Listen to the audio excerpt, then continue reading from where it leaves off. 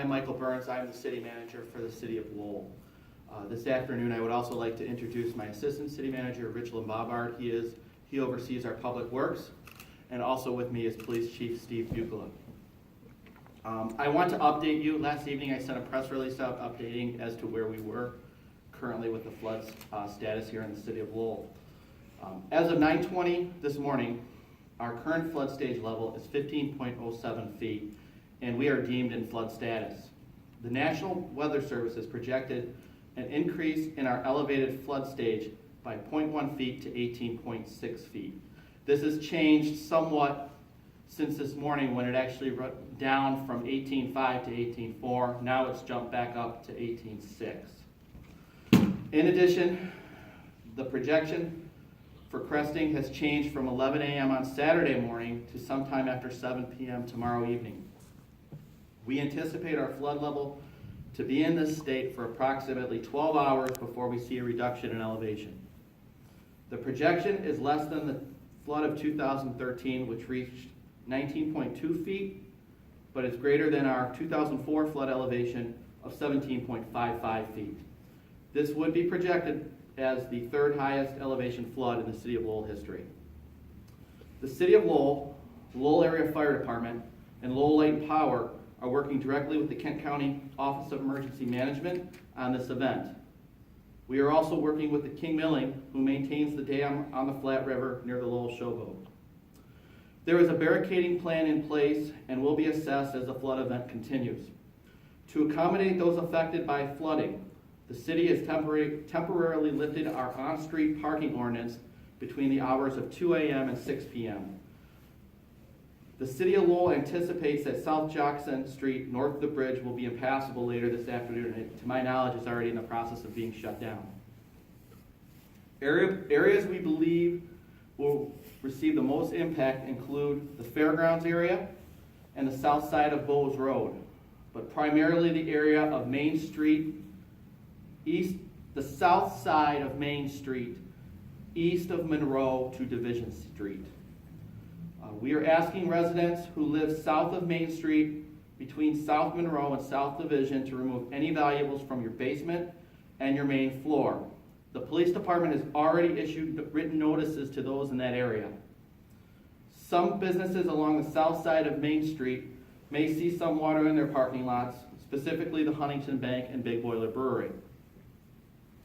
According to Lowell Light and Power, they don't anticipate this flood to impact the power supply. They have made changes since the 2013 flood where we don't believe that will be an issue. However, if residents impacted by the flooding would like their power disconnected temporarily, they can call Lowell Light and Power at 616-897-8402, and Lowell Light and Power will come out and address that. Kent County Emergency Management is working with Red Cross and Salvation Army on sheltering if needed. On the city's behalf, Flat River Outreach Ministries will be working with those entities if the need arises. At this time, the city is not providing sandbags. However, sand has been placed in the municipal parking lot at the northeast corner of Monroe and Avery thanks to a donation from Timpson Trucking. We have been informed by Kent County that sandbags are available at Give 'em a Break Safety on Sanford Road in Granville, along with area Home Depot and Lowe's stores. In the city of Lowell, Bernard's Ace Hardware has them available, and Self-Serve Lumber is looking to provide them.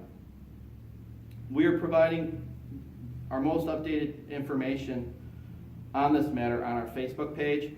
In addition, the Lowell Police Department is providing information on theirs, and the Lowell Area Fire Department is theirs. That will be the best way for people to get updated information from us at this time. That's really where we're at this time. We're still in planning stages, and we have an excellent team in place. I've been the city manager here for 18 months. We have a lot of people that know what they're doing and how to handle this situation, and they're working very hard.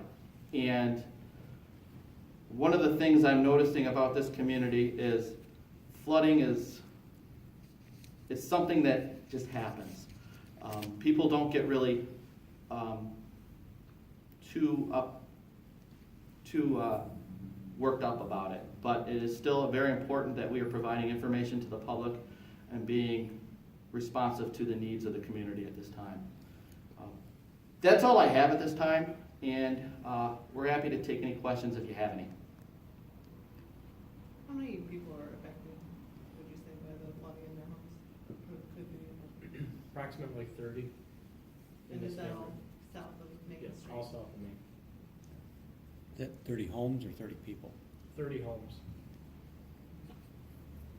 So are you asking anyone to evacuate or just to move stuff? At this point, I don't know if evacuation is necessary. It's really just getting your valuables up off the main area's basement, main floor.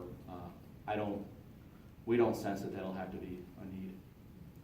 Is the main concern flooding at the basement level or flooding even at the first floor level?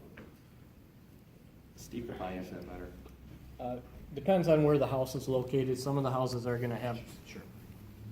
It depends on where the houses are located. Some of them will have some flooding on the main floor. Most of them will have basement flooding.